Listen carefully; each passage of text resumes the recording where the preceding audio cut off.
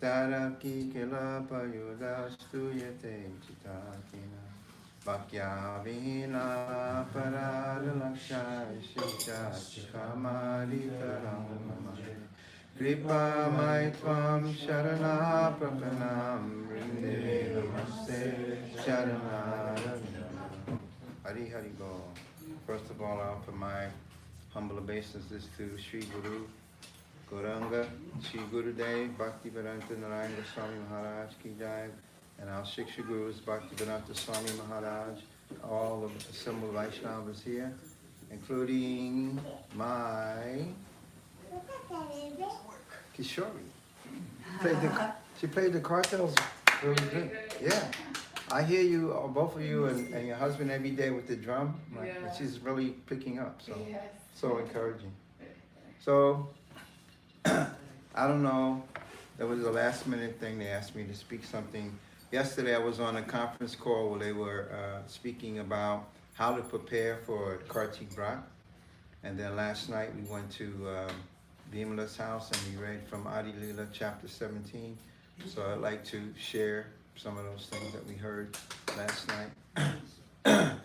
But first of all, how to prepare for Kartik Brat. First of all, we have to understand that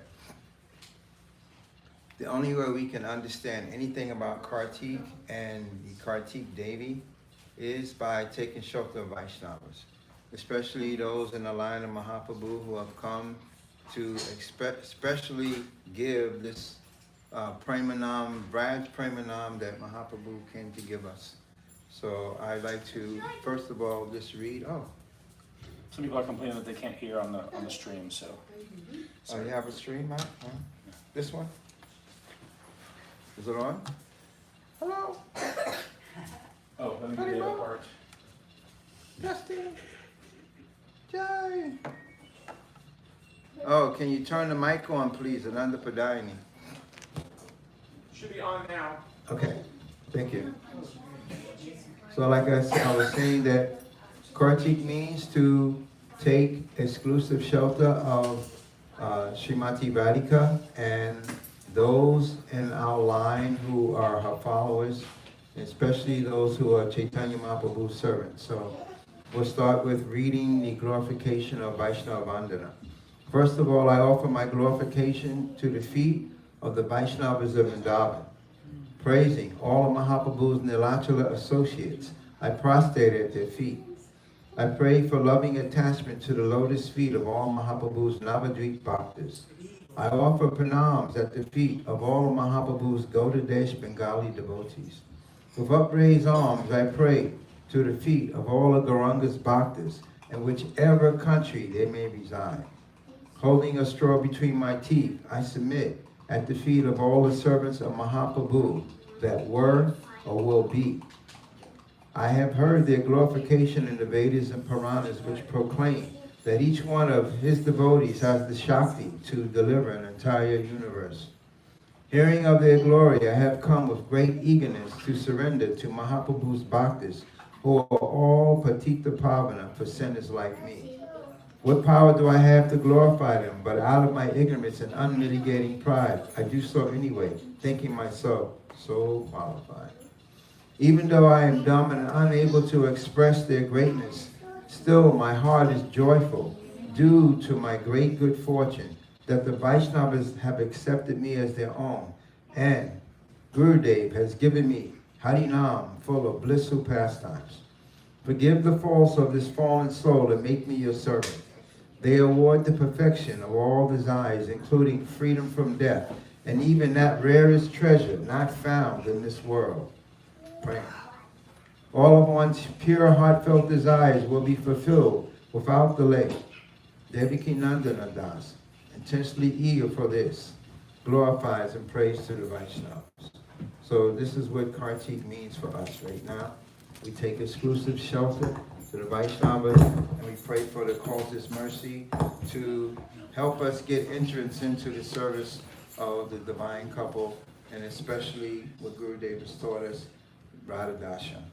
Without the mercy of the Vaishnavas, we can never be able to enter into the spiritual abode, spiritual consciousness understanding what is parikram, to go to all these holy places, because by their mercy, they're showing us this thing. Here is where Krishna and Balaram took prasad. Here is where Radha and Krishna, they had a sweet pastime. There is when Mother Yashoda, she tied Krishna to a mortar. All these things we're not seeing personally, but we could see by hearing from the Vaishnavas, who either heard in Parampara or they have the direct darshan to share with us. So this is our goal of Karti, is to surround ourselves with Harikatha and Harinam at all times. From all angles of vision, from all directions, we should be completely absorbed. I should put this here. It keeps falling on the floor.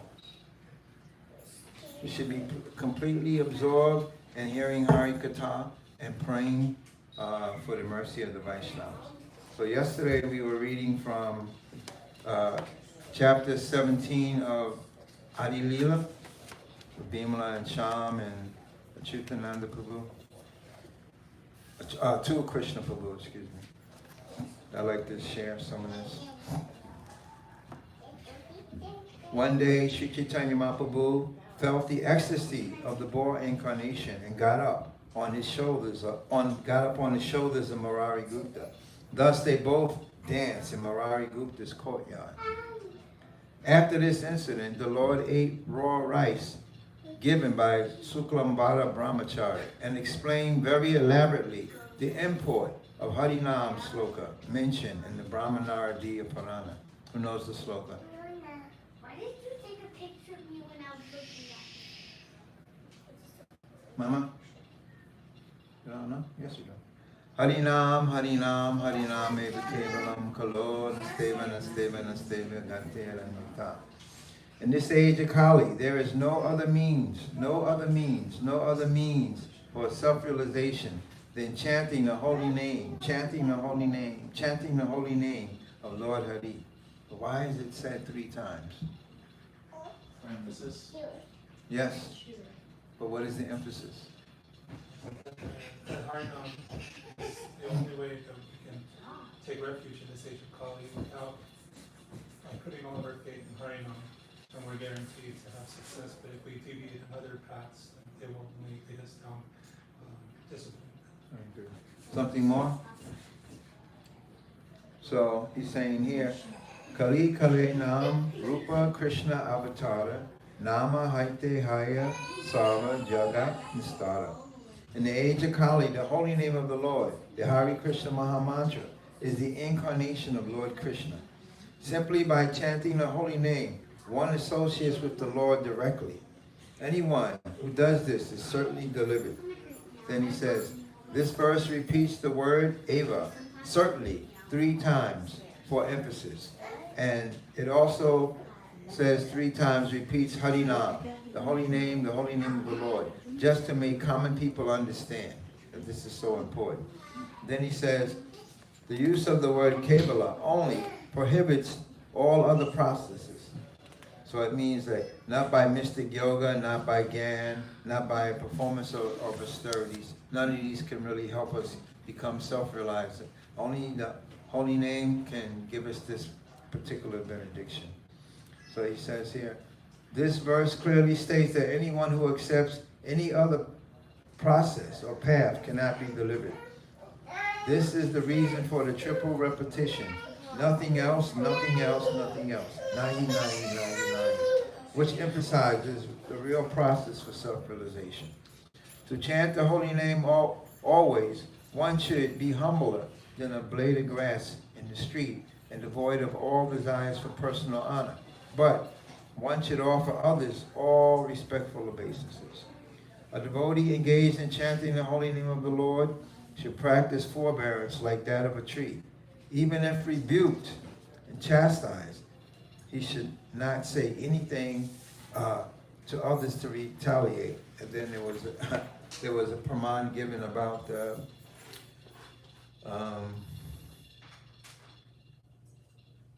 what's her name?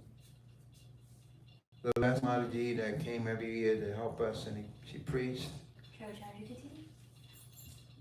She left this world. Uma Didi and her servant, someone chastised the servant and she was about to defend herself. And Umudidi interrupted and said, "You're absolutely right." And then that person, he lost his tongue to say anything further. But then her servant wasn't able to defend herself, so she also became more humbler than a blade of grass. So it was a very wonderful pastime we heard yesterday. So, like I said, this Kartik Vrata is the month of Ojavrat. It's the month of Shrimati Radhika. She's considered the Devata or the Devi of this Kartik Vrat. And our only business is to beg her for her darshan, for her kindness to us, to engage in her service, and to go everywhere in Braj, either by mind, by book, or personally go under the shelter of Vaishnavas and hear the glories of Vrindavan Dham. It is explained that she's non-different from Harikatha herself. She's not different from Vrindavan. She's not different from the service of Krishna, and she is the holy name. So we take this time now to really concentrate that every day of Kartik, we should try to beg for her mercy, supplicate her in so many ways, especially through Harikatha, Vaishnava Seva, and hearing the holy name, chanting the holy name. So this is what, for me, this means that Gurudev was so kind to us. He showed us the tradition that Mahaprabhu had sent his servants to Vrindavan, Bhugar Goswami, and Lochandas and many others, Rupa Sanat. They all came to Vrindavan to help excavate the lost pastimes. And it was his desire that the fallen jivas of Kali Yuga can hear the Mahima of Vrindavan, hear the Mahima of the pastime places, and in this way become purified. And as we become purified and we can go back and tell others, then they also become purified. This is what Mahaprabhu has ordered for all of us, and this is his great good fortune. Our Gurudev, especially in the line of Srila Bhakti Siddhanta, who also Srila Bhakti Vinod Thakur, he went on pilgrimage everywhere in Vrindavan. Then his son, by his unfolding the teachings of Mahaprabhu through the instructions of Bhakti Vinod Thakur, he made a grand scale of Braj Mandala Parikram. And we are the beneficiaries of that activity in those days, even to now. Srila Gurudev, he spent so much time preparing us and going on Braj Mandala Parikram with his Gurudev, and after his Gurudev disappeared, he was the main pillar to continue Braj Mandala Parikram into the modern age. And some of us are very fortunate to have gone and heard his Harikatha. And our Sangha now, there's one personality, one of the first who propagated, inspired and so enthusiastic to bring us to Gurudev's lotus feet and to go and hear Harikatha in those Braj Mandala pastime places. He said that I actually tricked you. I wanted you to come here just to hear the glories of Vrindavan and get my association. So this is his great good fortune, and now there's so many books being published. The Braj Mandala Parikram book that Gurudev has nicely compiled for us is full of Harikatha. It's so many pastime places and wonderful depictions of what happened there. And Gurudev explained in the Parikram book that his pastimes manifest in an unmanifest world, in this world, and in the hearts of all of his associates. So in order to really have full understanding of what is Parikram, we have to be under the Anugacha of Vaishnavas of that caliber. Even if we don't see our Gurudev because our vision, we can't see him, he's unmanifest to our eyes, then we have to take shelter of those who come and hear from them what our Gurudev is teaching. And if we don't see anyone, then we have to pray to Mahaprabhu and Lord Nityananda to please send personalities who have love and affection for us and who are a little bit more advanced than us to help us be ushered into Braj Mandala.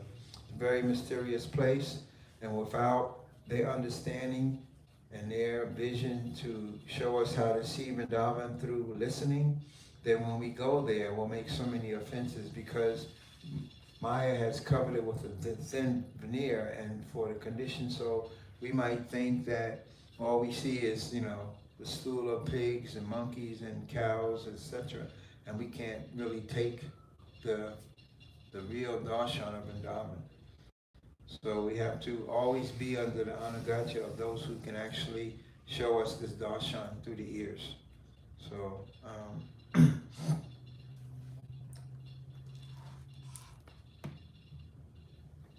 so Mahaprabhu is telling now, raising my hands, I declare, everyone please hear me. Strain this verse on the thread of the holy name and wear it on our neck for continuous remembrance. One must strictly follow the principles given by Lord Chaitanya Mahaprabhu in this verse. If one simply follows in the footsteps of Chaitanya Mahaprabhu and the Goswamis, certainly he will achieve the ultimate goal of life, the lotus feet of Sri Krishna. That's what it says here, but for us, what is our ultimate goal of life? Radhadasya. But by serving Srimati Radhika, then we also attain Krishna, right? Not different. Because if we serve Radha and have an aspiration to serve her, then Krishna will come to search us out, because he'll be so happy to see that someone's serving his most near and dear. Sri Chaitanya Mahaprabhu clearly led congregational chanting of the Hare Krishna Maha Mantra in the house of Srivas Thakur every night for 1 full year. This ecstatic chanting was performed with the doors closed so that non-believers who came to make fun could not gain entrance. Thus, the non-believers are almost burned to ashes and died out of envy. To retaliate, they planned various ways to give trouble to Srivas Thakur. Ekadina Vripanamo Gopala Chapala Prashandi Prasan Pradane Se Durmukha Vivada Bhagavat Pajara Sabha Sangari Latana Lalana Netre Shiva Sera Dware Stana Lapana. One night, while Kirtan was going on inside Srivas Thakur's house, a Brahmana named Gopal Chapala, the chief of the non-believers, who was talkative and very rough in speech, placed all the paraphernalia for worshiping the goddess Durga outside Srivas Thakur's house. So what are we hearing now? That this is the beginning of Vaishnava Paran. So we should try to remember these type of pastimes, because sometimes we go to the Dham, and because we don't understand who the personalities are, we might take them as ordinary persons, and we make Vaishnava Paran. Therefore, we can have no taste for Harikatha, no taste for chanting the holy name, no taste for being in the Dham, no taste for serving Gurudev. So this is a very nice pastime also that demonstrates to us how important it is to avoid Vaishnava Paran, Nama Paran, Dhamma Paran, and the 10 offenses to the holy name. As soon as we seek out learning what are the 10 offenses, then we could try to avoid them. And as we avoid them, then we can grow and grow in our body. So, on the upper portion of a plantain leaf, he placed such paraphernalia for worship of Odapula, turmeric, vermilion, red sandalwood paste, and rice. He placed a pot of wine beside all this, and in the morning, when Srivas Thakur opened his door, he saw this paraphernalia. Srivas Thakur called all the respectable gentlemen of the neighborhood and smilingly addressed them as follows. Gentlemen, every night I worship the goddess Bhavani.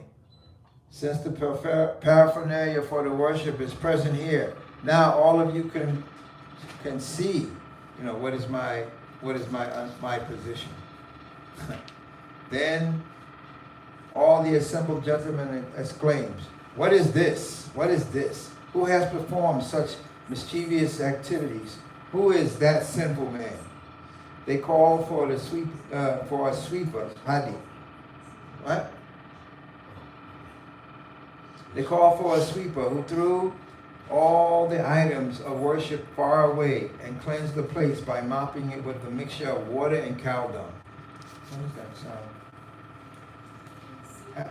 After 3 days, leprosy attacked Gopal Chapala and blood oozed from the sores all over his body. Interesting.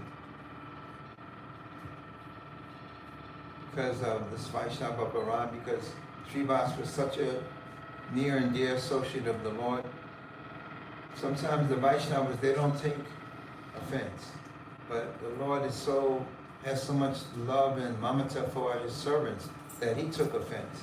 And so Vaishnava Parad means that some reaction is bound to come, depending on the level of the Vaishnava being insulted or how the Lord perceives his being insulted. So this person, he got leprosy within just 3 days of making that. He was joking, really. It was like a joke, but the Lord didn't take it as a joke, and he felt very insulted that they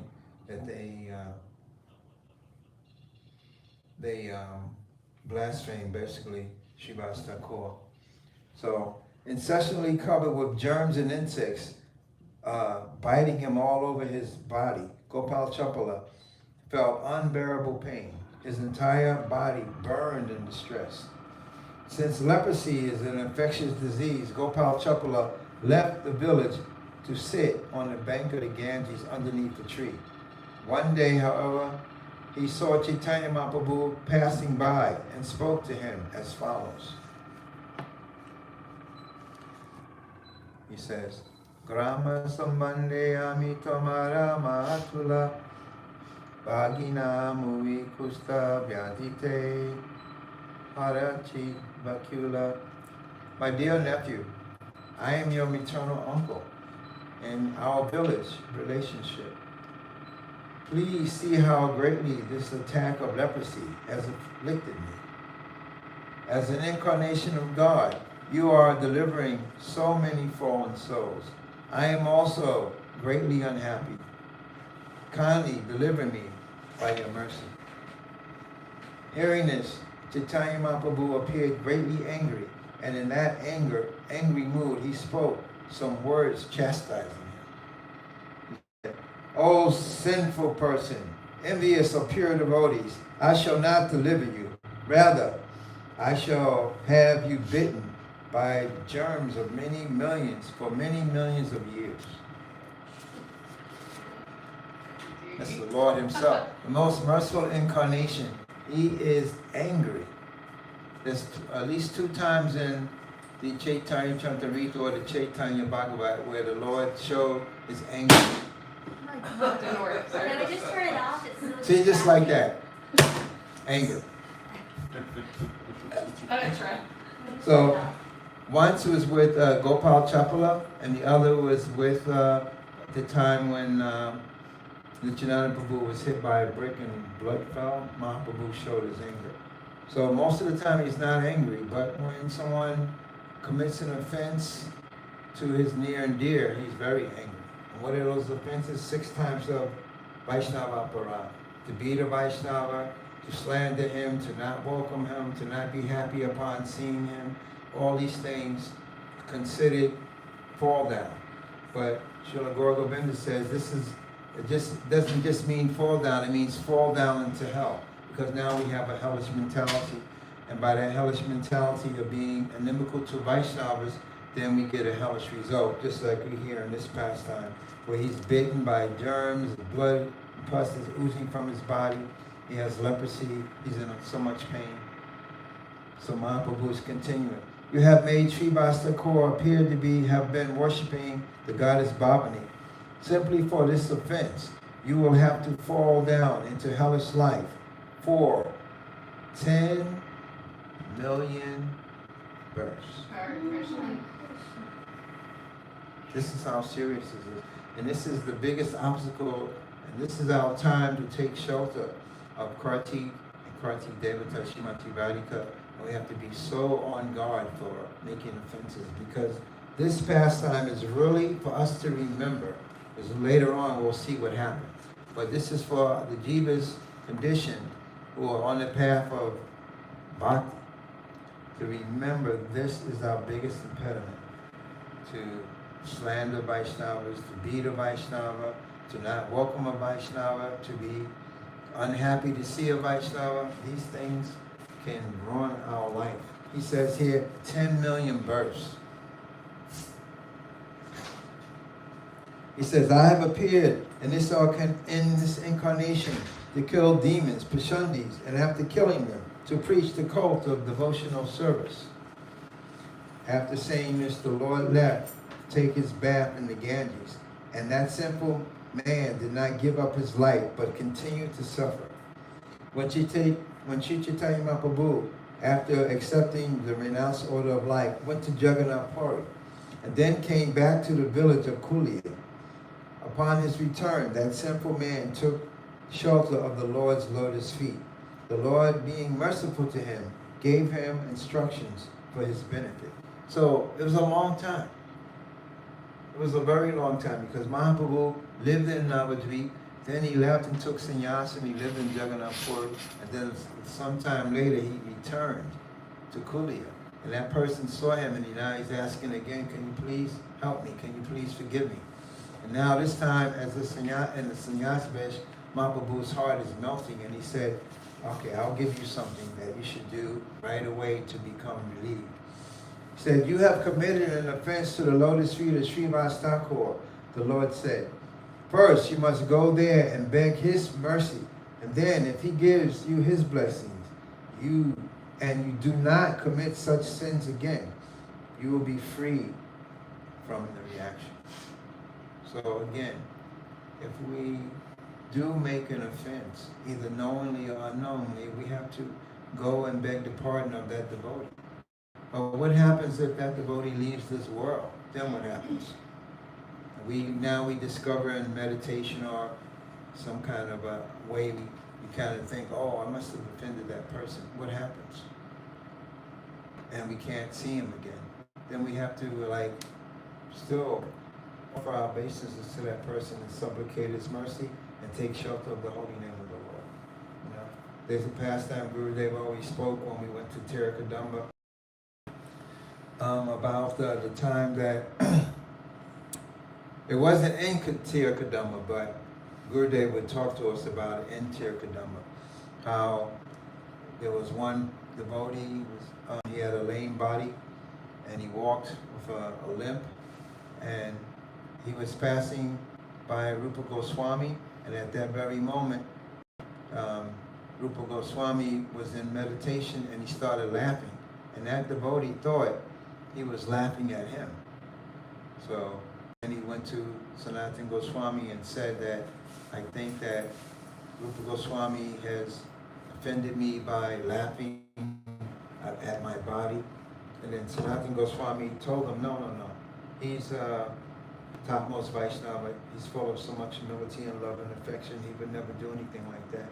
Then he told him, because he's his guru and he's also on that platform of, realizing Krishna's pastimes. He said, no, he was having a darshan of a very funny pastime, and he was laughing in his some samadhi at that pastime. Just at that moment, you passed by him. So then Sanatana Goswami was approached by Rupa Goswami and said, something happened today. All of a sudden, my samadhi, my meditation on Hare Krishna just disappeared. What is the cause of that? And he said that at the moment you were having that darshan, another devotee passed by you, and he thought you were laughing at him. So that was considered an aparad. Therefore, those pastimes left your heart, left your mind, your heart.